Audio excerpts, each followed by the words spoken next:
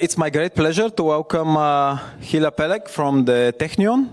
Hila was a PhD student of Eran Yahav, also from the Technion, and after that she did a postdoc in the US, and now she's back in Israel. She's done a lot of interesting work in program synthesis, programming by example, and so thank you very much for coming here, and really looking forward to the talk, not to the questions.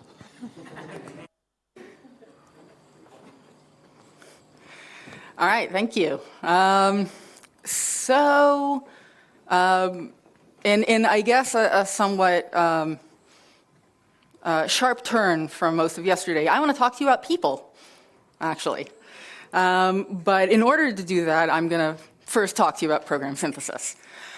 So as Kevin did a very good job of introducing for me yesterday, program synthesis is the process of taking some specification of intent that can't be one-to-one translated into code, so this is something that can't be just compiled, and applying some magic to it, and somehow getting code out of it anyways.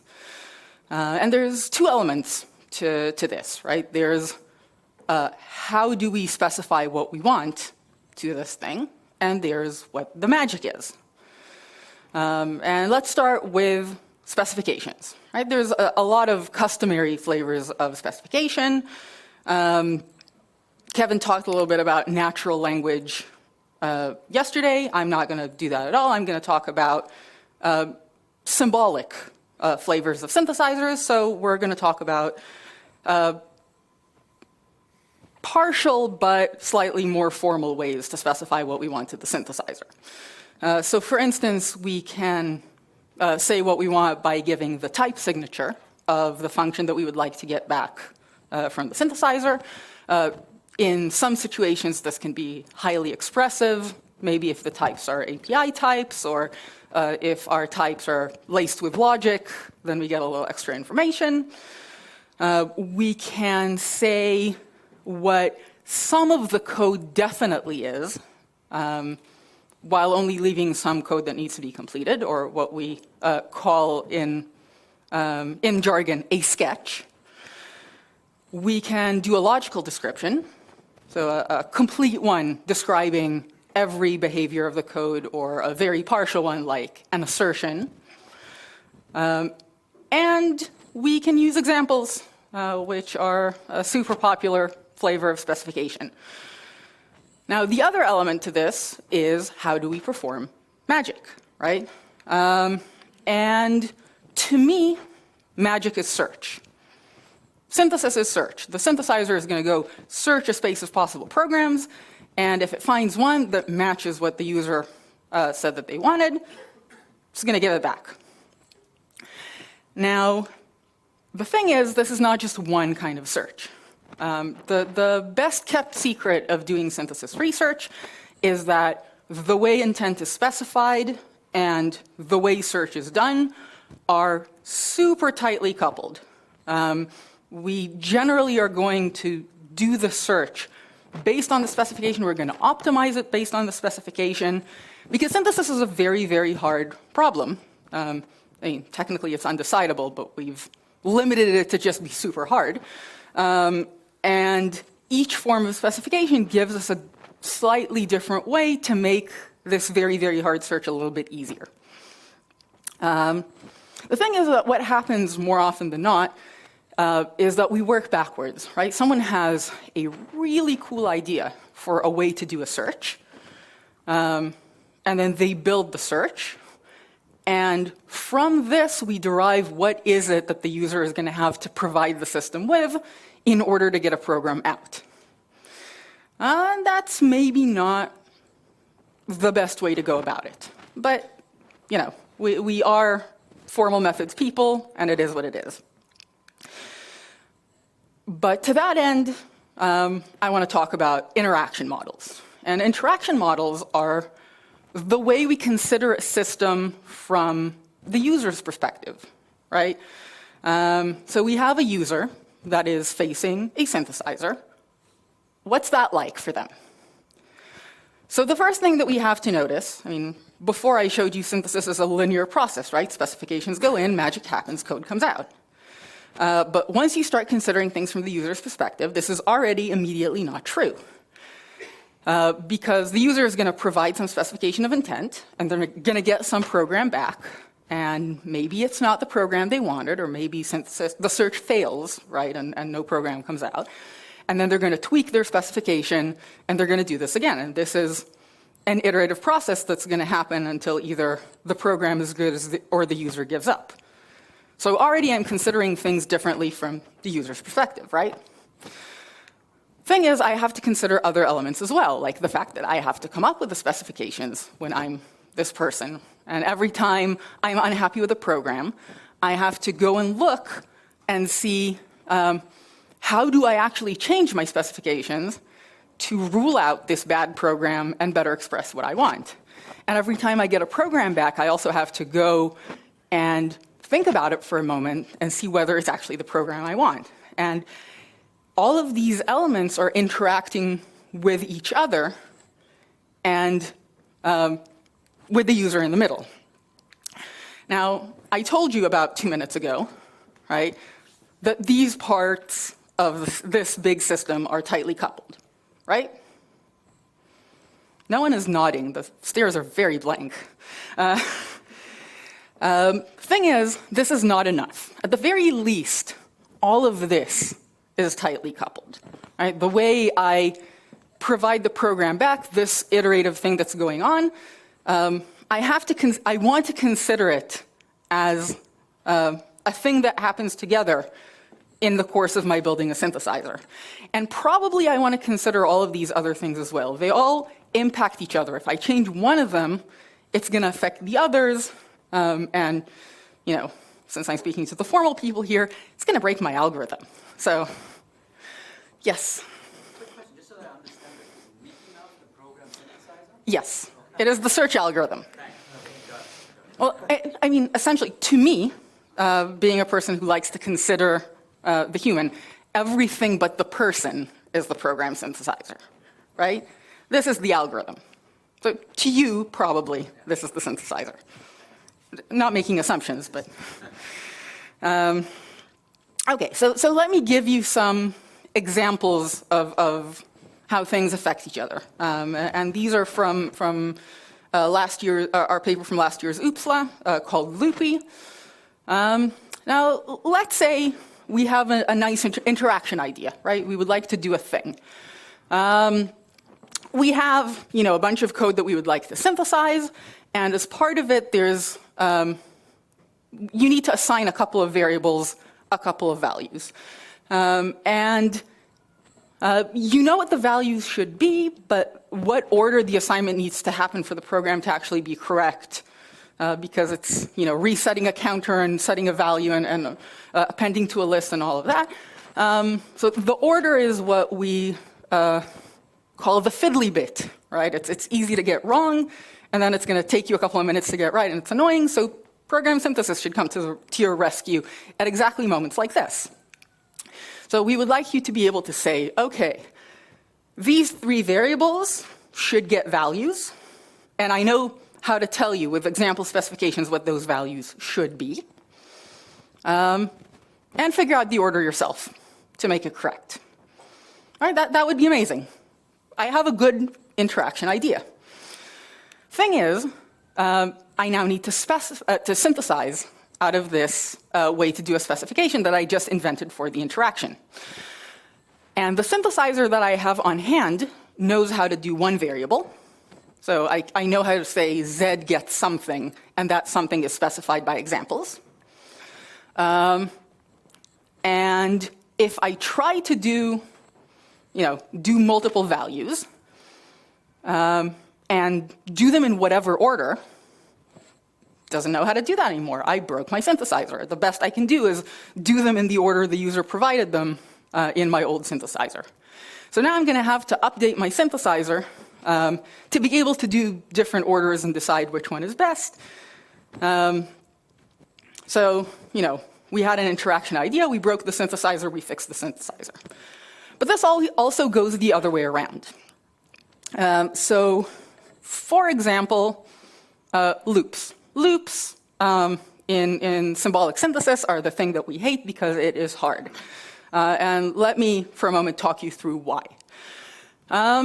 If we have independent iterations, we're fine. So let's say I want to do map comprehension in Python, and I know that the incoming specification is this list, and the outgoing values should be this list. And it's a map, right? Every iteration is absolutely independent. This is perfect, because what I do is I refine my specification. I take my incoming list and my outgoing list, and I push them down through the hole in the sketch, into this thing.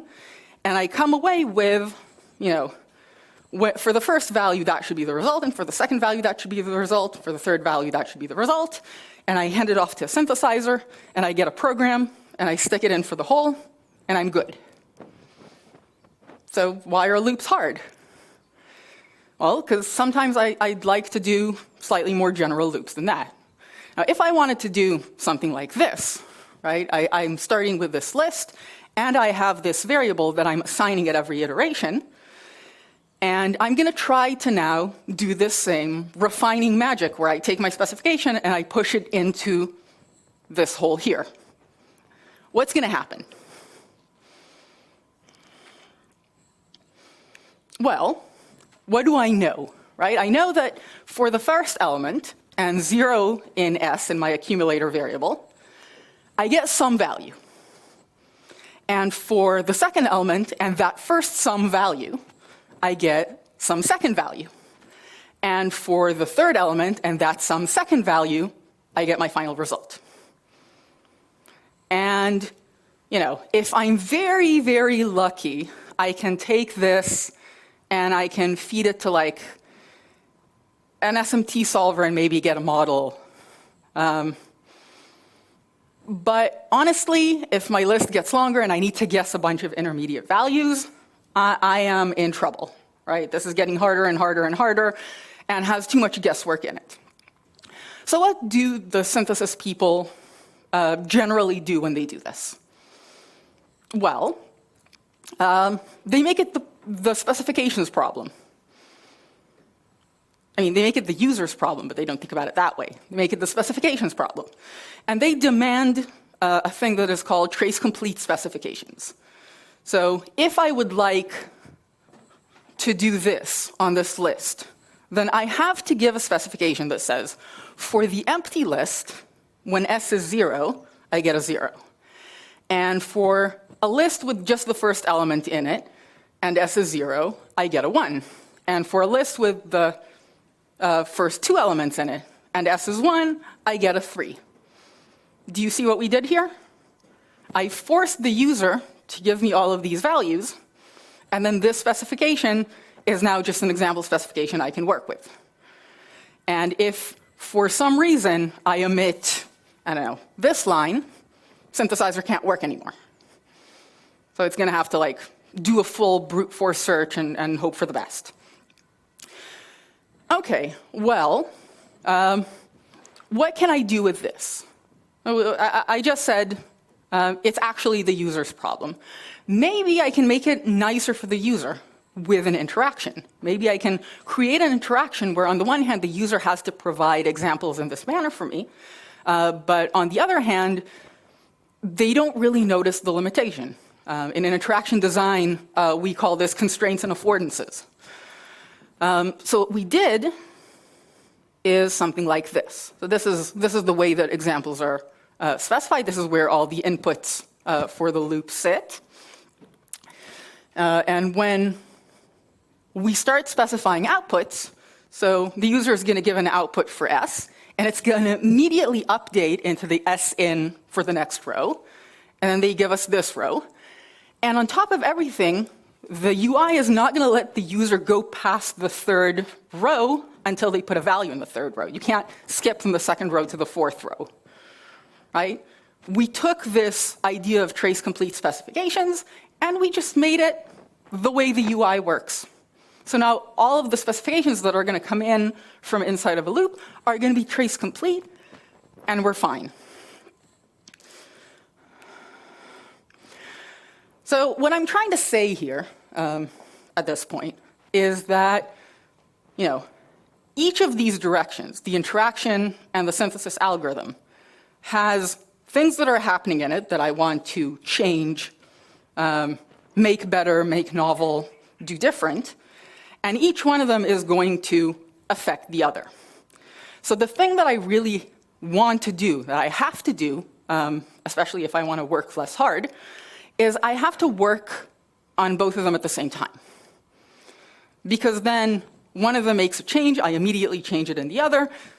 Maybe it, makes a change, sends it back, and I'm not getting to the point where I built, let's say, an entire user interaction, and then I have to completely do a new synthesis algorithm from scratch. I get stuck. I don't know how to do that. My idea is dead. So let me give you an example that actually kind of starts with us doing that and then realizing it's a bad idea. And this is an OOPSLA 20 paper called Programming with a Read-Eval Synth Loop. The tool is called Wrestle. Now let's say I want to solve a super simplified problem just so that we can have something to latch onto. I want to get the median of a list with an odd number of elements, right? So I'm really going to have to do the absolute simplest thing where I sort the elements, I find the middle one, and I get the middle one, right? This is not even the efficient solution to do this. Just let's synthesize this as a start. And this is going to be the program that I'm after. And we have observed that people like REPLs. And the way people work with REPLs is kind of iterative in the same way that they work with synthesizers, right? You put an input in, and you start messing with little chunks of code until you get the output you want, and then you maybe test it on some other inputs and see that they're the output you want, and then you take that chunk of code and you put it in your script or your code or whatever. The other thing that we had lying around that we said, oh, this could be a nice match, is this idea that we'd had a couple of years before, which is, what if we code review the synthesizer? The synthesizer gives me this program as a result, and I tell it, well, this part, where you find the middle element, that's nice. Keep that. Do that. This part where you immediately go and dereference the input because it just so happens that in the example we're working on, the median happens to be in the middle of the list, which is the unsorted list, which is accidental. Don't do that, right? Just kind of like code review. And we had this idea as an interaction idea, and we evaluated it as a pure interaction idea, and it was actually a really nice thing. Users liked it. And we couldn't write a good synthesizer for it. We tried and we failed spectacularly, and so we just published this interaction idea instead. And then a couple of years later, we tried to get back to it. And I'm going to start with a spoiler, which is we built a synthesizer where the interaction works like this. So you give it the example that you want, and you maybe give it, the program that's not exactly what it's supposed to be, and you tell it, this is the part you should fix, and this is the part that you should keep the way it is, and you run the synthesizer and you get a program. And we liked this interaction well enough, but we still had no synthesizer. Thing is, we did not arrive at this interaction completely from day one, because we had problems from the interaction we had to solve in the synthesizer, and we had problems from the synthesizer that we had to solve in the interaction. So I'm going to start with the immediate direction, right? We had a good idea. We would like to say, keep this piece of code, don't keep this piece of code. But once we did that and we ran the synthesizer, it told us that there's no program that it can find. And this was very odd to us because the program that we're looking for is in the space of the synthesizer. If we just enumerate programs completely, we're going to get this program eventually. So why is it that when we gave this specification, everything broke down? Well, to explain why, I'm going to have to take you through a little bit of technical, how does a synthesis algorithm work? Or, one of the options, my personal favorite. So one of the ways that we search for a program is by enumerating the entire space and seeing if one of the programs fits the specification. Clever, right? And so we have a grammar of components. So we have some constants, and we have addition and multiplication in this case. And we are going to start brute forcing our way through the space. So first, we're going to get all of the programs that don't require any subprograms, all of the production rules that don't have a non-terminal in them. And so we're going to make 0 from e derives 0, and 1 and x. And now we have all of the programs whose AST is of height 0. And now we're going to move on to things that actually require subprograms. So we're going to do e plus e. And where are we going to get e's to put in e plus e?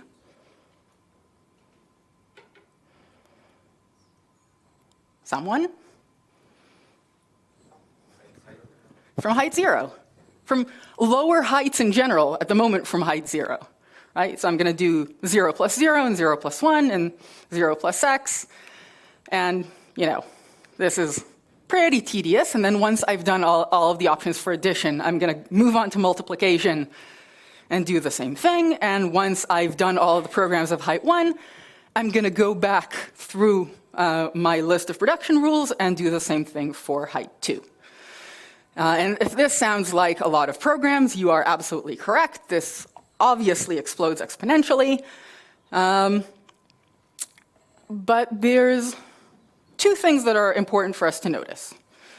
Because we're not going to get away from the exponential blowup. Our search space is exponential in relation to our grammar, and that is life. But first of all, this list has a ton of redundant programs that really shouldn't be there, right? And because of the way I'm doing my construction, where I'm taking smaller programs and I'm composing them into larger programs, the more programs I have at a lower height, the more programs I'm going to have at higher heights, right? Now, there's two things we can take advantage of here.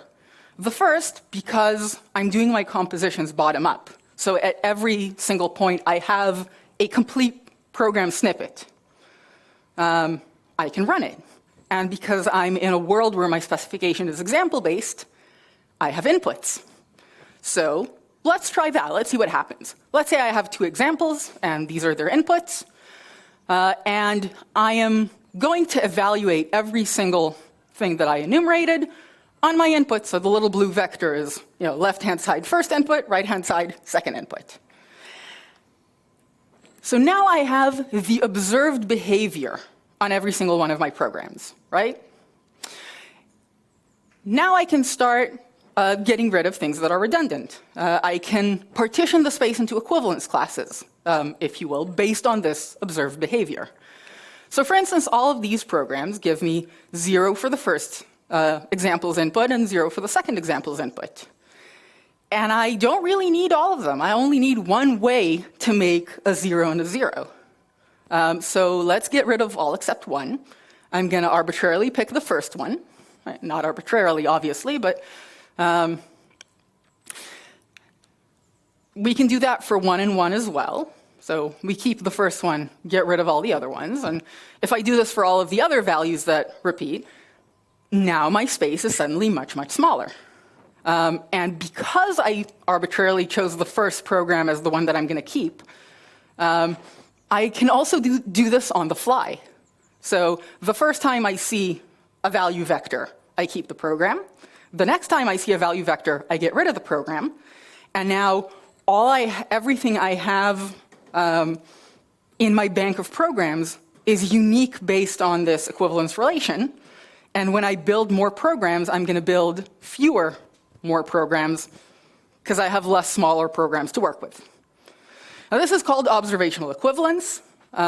It's the state-of-the-art search optimization for synthesis when you build your trees bottom-up.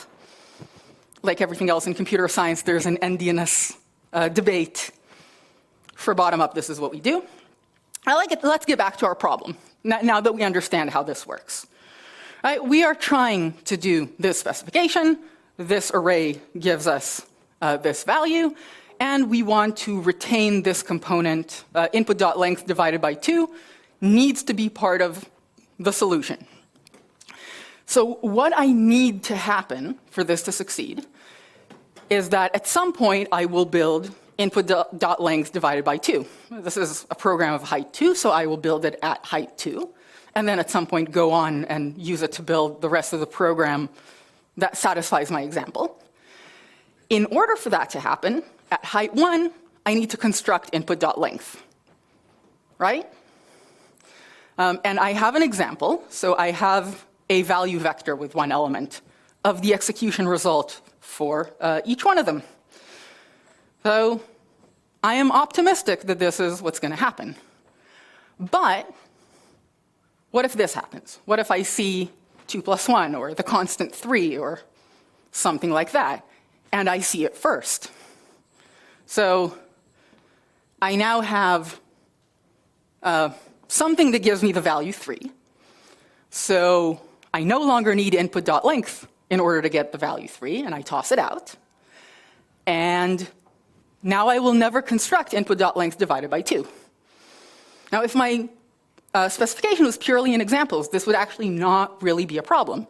I would build a program that satisfies my example, except instead of saying input.length, it's going to say the constant 1.5. And if you want it to be a variable, please show me a list that is of a different length, because if all your lists are of a different length, the same length, it doesn't matter that I'm using a constant. But now that my specification says you have to give me this actual chunk of code, I'm in trouble because I can no longer build that thing. Okay, well, I broke my synthesizer. I now understand why I broke my synthesizer with my need interaction idea. Now, how do I fix it? So what I'm going to do is I'm going to generalize the way I do equivalence. Because what I did is I added new forms of specification, and I didn't change my equivalence relation. My equivalence relation used to be 2 programs are equivalent if, for all the inputs of all the examples, they give me the same results. And that is no longer representative of my entire specification. So I'm going to say something different. I'm going to say 2 programs are now equivalent if, for each thing in my example, I have a function. I'm going to call it an observer. And when I run it on the 2 programs, I get the same result. And if that happens for all of my pieces of the specification, then the programs are equivalent, and I can dump one of them. And for examples, that observer is still going to evaluate on the input of the example, and I'm going to behave exactly the same.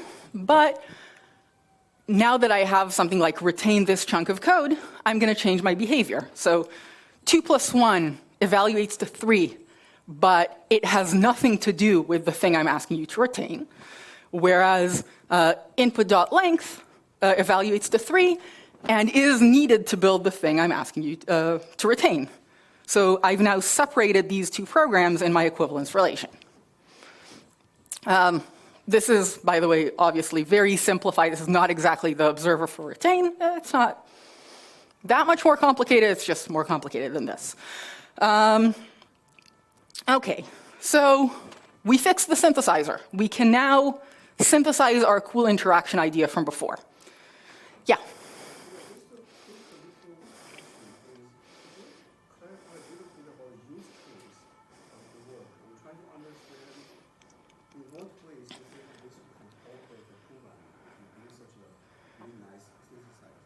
Okay, so you give a synthesis query to a synthesizer in a tool, right? And you get a program back. And it's kind of correct, right? There's parts of it that are good and there's parts of it that are not. And you can say, okay, go back and find me a different program, keep this part, right? And dump this part and go do your thing. This is what this is for. So we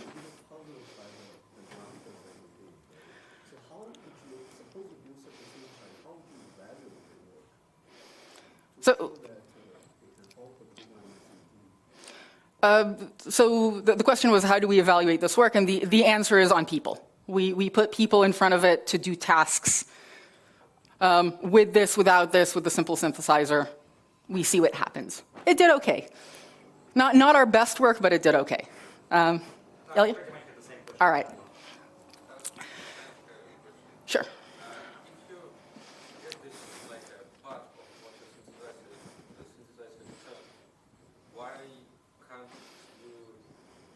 Why do you have even this problem that you have two things that construct the same value? I mean, like input length is something your synthesizer is already constructing. So while returning the previous program, well, you didn't have this problem with, but it's the same value as 3. Okay, so 2 minutes ago, it wasn't something my synthesizer was constructing, because when I only considered values, when I got to input length, I built it, because I have to build it to test it. I tested it. I got a 3. I looked at my bank of programs. My bank of programs has a 3. So I got rid of it, and because I got rid of it, I'm never going to do this. But in case of like interaction with the user, you produce some problem, and then he says like, keep this part. This part is already constructed by your synthesizer. So why in this case this problem comes from? So the short answer is that the user can say, keep this part about multiple things that even conflict with each other, right? The user can say, keep this part about 2 things, and one of them gives you the same value as the other. And now, based on your original way to do synthesis, you dump one of them, right? You don't know how to keep both of them. The way you know how to keep both of them is by starting to represent this extra bit of specification in the way you decide what to keep or what to throw out. This example where I'm talking about part of it is, you know, the simplified thing that fits on a slide. Okay, so I have fixed my, oh, no, I have not fixed my synthesizer. Go ahead.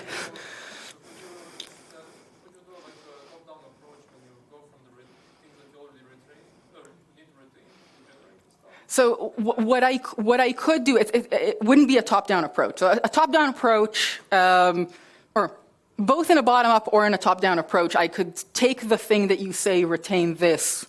I could package it up as like a little macro thing and add it to my grammar, right? But then I still have 2 problems. One is what I just mentioned a moment ago, where you could have 2 things that clash in values that you've both asked for both. The other is that retain is not the only operation that I started this with. It's just the one that's nicer to show. I also said, absolutely don't contain this chunk of code.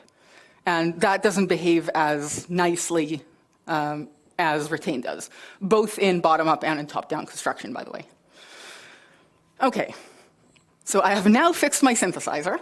And as it turns out, the side effect of having fixed my synthesizer is I can do more.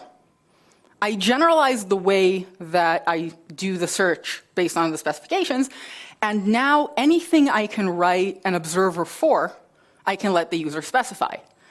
So we decided to try some things out. So for instance, we let the user specify things like the computation that you're doing should go through arrays as an intermediate value, or should not go through strings as an intermediate value. So we're no longer talking about examples, we're talking about the types of sub-expressions. And then we gave them a little chunk of the UI where they can say, you know, work on numbers, do not work on Booleans. And this helps us prune the search actually really nicely. We put it in front of users, and some of them liked it. It wasn't like a total fan favorite, but it did okay. Okay, so we gave the synthesizer local specifications, we broke it, we fixed it, and then we got to add something to the interaction as a result. The other thing that we did is we wanted to address loops. So the loops in this work are higher order functions, so like filter, map, sort, so on, where you have your list that you're going to work on, and you have your loop body, which is essentially a function. And in theory, what I would like to be synthesizing, I would like to build this program somewhere in my enumeration. Thing is, my input is in the variable input, and the thing I'm trying to synthesize, the thing that really matters to me, is here in this function working on a different variable. So we talked about this, I don't know, like half an hour ago. And we said, if I know that what I want to do is a filter, I can push my specifications inside, do a refinement, know what my examples are, know what the values are for E. So I'm going to want to put this into the interaction. So we made a decision, a design decision essentially, that the synthesizer is no longer going to introduce loops. The only person who's going to introduce loops is the person. And the person says, okay, I would like a filter, and then do something to the inside of this filter so that the entire thing matches my examples. So my specification is now an example in a sketch. I know how to refine that, and I know how to do observational equivalence on my list of many examples that came from my one list being provided to filter. So once I do that, I gain back the ability to at least work on loop bodies very, very, very quickly. We later took this technique and made it a little faster, and now it can introduce the loops itself and try to synthesize the insides of them. But that took a lot more engineering work than just representing it in the interaction. Okay, so all of this back and forth between the options is a lot of work. And I hope I have explained to you what's in it for the person who's going to use the tool, right? That they're going to get a tool that they can, that is more usable. They get to write specifications that are easier to write, and they get to have a synthesizer that works faster and is integrated. But what's in it for you, right? I'm talking to a room full of slightly more formal methods people. No one here is from anything resembling HCI, right? Yeah, so you're probably asking at this point in the talk, what is in it for you? Because I just talked about the person so far. Okay, now let's zoom out a little bit and talk about formal method solutions in general. So now even if you don't do synthesis, maybe this should be speaking to you a little bit. And formal method solutions in general tend to have two components. There's the algorithmic part that we understand, and there's the magic part. Now, I should probably define magic 40 minutes into this talk. So magic is something that solves really, really hard problems for me. And you're probably saying that sounds a lot like the definition of an oracle, and we don't have oracles in real life, right? But magic is going to be something that solves really hard problems for me some of the time. Or what I like to call an incomplete assistant.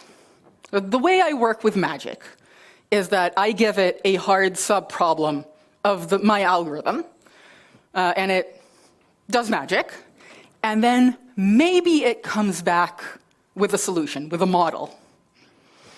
So what are available types of magic that I can apply? I mean, first of all, we had sat solvers, right? Which, magic away NP hardness into here's a model, go ahead. And we have SMT solvers, super popular form of magic, where I hopefully get a model where I can extract values from it and do my thing. Machine learning models are an up-and-coming form of magic. It is an important caveat to notice is that, as Kevin told us yesterday, this question mark does not exist for machine learning models. Machine learning models are potentially just going to give me an incorrect solution as opposed to no solution at all. So if your magic flavor of choice is machine learning, please wrap it with a validator for me. And I want to posit that the fourth and really underutilized form of magic is people. Because a thing that I can do, if I can do it well, is I can break off chunks of my problem and give them to the user to reason about for me, as long as I can do it without them noticing that they're working for me rather than me working for them. All right, this is where it gets tricky, is tricking them into doing this for me. So as an example, I'm going to show you actually the work that came before the loop work that I started with. That suffered from the problem that, well, synthesis is hard.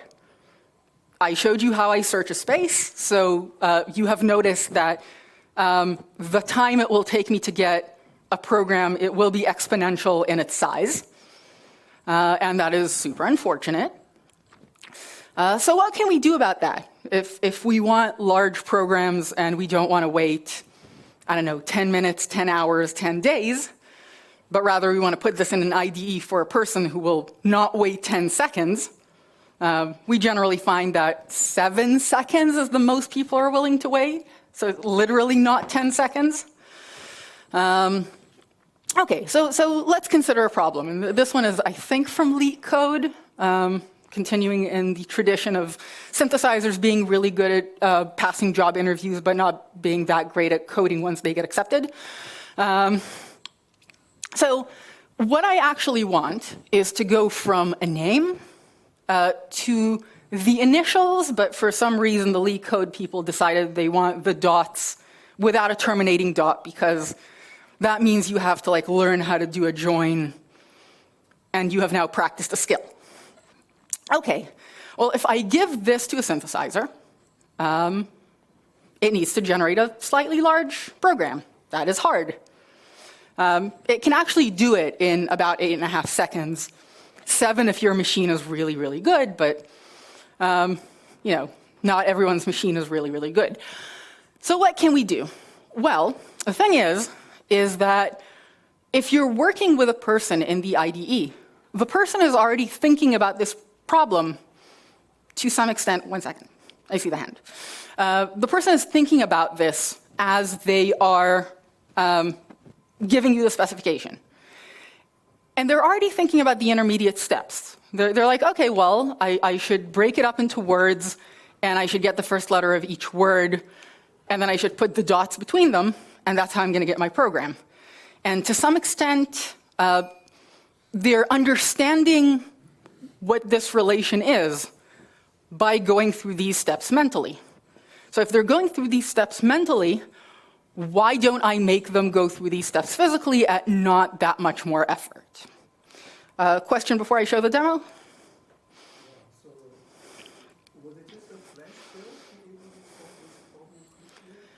So flash fill will do okay with this problem with a sufficient number of examples. But if you start doing more things, let's say I ask you to sort things, or if I have numbers in here, flash fill is not going to do as well. So even in flash fill, you're going to at some point need to do an intermediate column, which is exactly what I'm asking the person to do here, of break my problem up into subproblems, each one of which is solvable by the synthesizer. So let's say I'm in the IDE and I'm working on this example. So I start with, okay, give me the first letter of each of these words.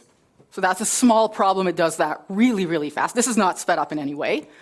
And then here's the result I'm actually after, and then it's going to find that for me. Okay, so I took my interaction idea. I said, the way I'm going to do this interaction is that we're going to work with very small, or we call them small step specifications. We modified the synthesizer to better work with that, and we got an interactive timeout. We also did a bunch of other things, the last of which, the trace complete loop specifications I talked about at the beginning, and some middle things I really don't have time to talk about. So I'm going to do a quick shout out for all of the people who worked on all of this work, because I really could not have done it alone. And I'm going to end with what I hope are the 3 things you will take away from this talk.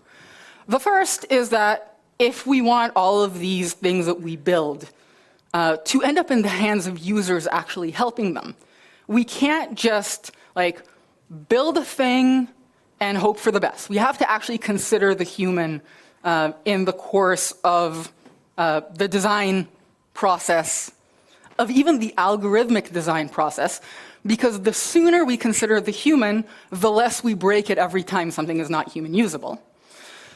That, too, is that interaction design can secretly offload chunks of your problem to the human as your incomplete assistant, if it works well for you as an incomplete assistant. And 3, that program synthesis is cool. Do program synthesis research. And thank you.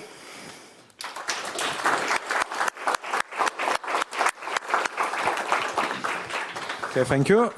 Any questions? Yeah.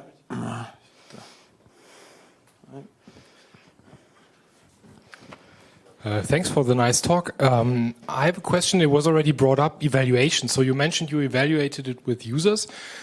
So my feeling is that synthesis, at least the examples you showed, they work well on small problems. So those typically tackled by beginners, freshmen, for example. So on the other hand, I have a hard time believing that if you ask them, hey, which of these snippets are useful, that they have the big picture in their head already and then can decide, well, this is useful, keep it, and this is not useful, don't keep it. So can you say something about the evaluation? You mentioned you did one. Yeah, so I'm going to start by addressing the last thing you said, with which I agree completely. There is a reason that all of the tools I show you give back one option and don't give you 5 or 10 options and say pick the right one. People are terrible at that. We have empirical evidence. So the way that we generally evaluate is that we will sit a person down and we try to get 15 to 20 people, 30 if we manage to recruit really well for that particular study. And we have them do generally around 4 tasks for us. And they will do 2 tasks with the synthesis tool and 2 tasks without the synthesis tool or with a lesser synthesis tool. And we will measure some empirical stuff like how many attempts did it take them with the synthesizer, how correct were they, did they get to the result, did they give up, and so on. But we also look at things that happen in the course of the session, which sometimes leads to really interesting results. So for instance, the thing with the code review specifications that I showed before, one of the things that came out of the study and was not empirically measured, just from observing 30-odd people use the tool, is that people were kind of afraid of excluding a chunk of code. Even though formally, expressively, logically, you have to use this and you have to not use this, have the same expressive power, people saw you have to not use this as, a lot harsher, a lot more dangerous, as something that's going to lead the synthesizer to not find a result, which then led us to say, okay, how can we improve the interaction to now take care of that? So these are qualitative things that come out of the studies that we do. But in general, the big graph at the end of the paper is typically, with the synthesizer, without the synthesizer, 2 tasks this way, 2 tasks this way. Randomized. Order is randomized as well. What is the, who is better? Who is faster? Who is more correct?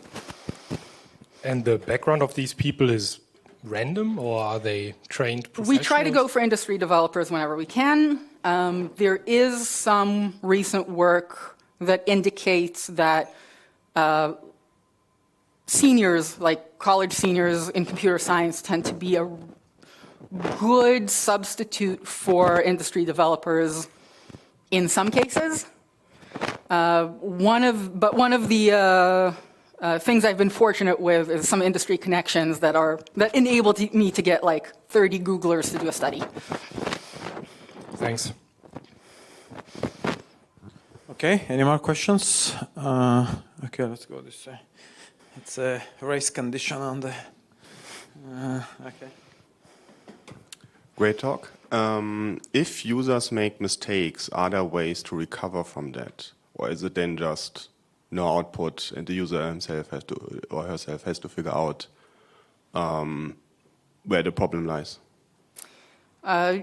Generally, for the works I showed, the synthesizer will time out and then the user will have to try to figure it out themselves. We did some later work that tries to, for instance, partially satisfy a specification, things like that sometimes help recover from mistakes. They're usually not what people expect when they made a mistake. The best thing that you can do in general is go back to the specifications and fix them, especially if you are shown, if we can help you see the contradiction, which is a thing that we're working on. But in general, one of the things that we know is that if you're refining and refining a specification, you are at some point going to refine it past the point where it's achievable. Mm-hmm. And it is sometimes better to just start from scratch. Okay. So there's actually a cute proof of how that's going to happen. Great, thank you. Somebody had the right. Thanks for the nice presentation. I wonder a bit, what do you think is, in the long term, the application of program synthesis like this? Because I think you said you targeted professional developers. Do they really save time by using a technology like this, especially since you still require them to check the program or read syntax, interpret syntax, and then reason about the program that was synthesized? So the thing I didn't talk about is that all of these tools, when you get a program back, you also see its values on all of your tests, right? So the way that you determine whether the program is good is by being able to add more tests, see them run, and so on. But in general, the thing that I consider positive, some people do not, is that there's, to begin with, a notion of correctness, right? You have provided some tests, and if we can't satisfy those tests, you're not going to get a program to begin with. There's a minimum level of trust that we are hopefully starting with just from that. In terms of what I see as the big target of tools like this, it's professional developers using either APIs that they don't usually use or programming languages that they don't usually use. I used to hack for industry people, and I was a C++ developer, and every so often I would have to wrestle with the Python scripts of the build system. And to this day, I don't know Python well enough to have wrestled with those Python scripts for the build system. So something like this could have really helped me back then. But even little things the last example I showed uses Python's string join. That, unlike every other language's string join, is backwards. And no one can ever remember that. And so you have to stop. You get a weird result, and then you stop, and then you go to the documentation. And it's going to be a lot faster to just give it an example, get the program, move on. One more, last one. Hila, thanks for the very interesting talk. I totally agree with I think your vision direction of like having human interaction inside. But the question I want to ask is, how would this kind of work coexist with things like GitHub Copilot? And would that going to destroy this type of work in the future? Or I mean, what do you see that they will coexist? Well, my hope for the Copilot-like tools is that they will start to incorporate more of some of the formal methods, techniques, to process some of the results that they're putting out and then avoid some of the problems that are there. Maybe actually have the user provide more specifications and look at them rather than just look at the code prefix. That would be really nice. I know the GitHub people are interested in a lot of the human aspect stuff. They're talking to the HCI community, which makes me very, very happy. I don't know what will come of that in that respect. But in the formal methods respect, I would love them to start adding notions of correctness whenever possible on top of the code they're synthesizing. Okay, so thank you very much for the talk and answering the questions. Let's thank again.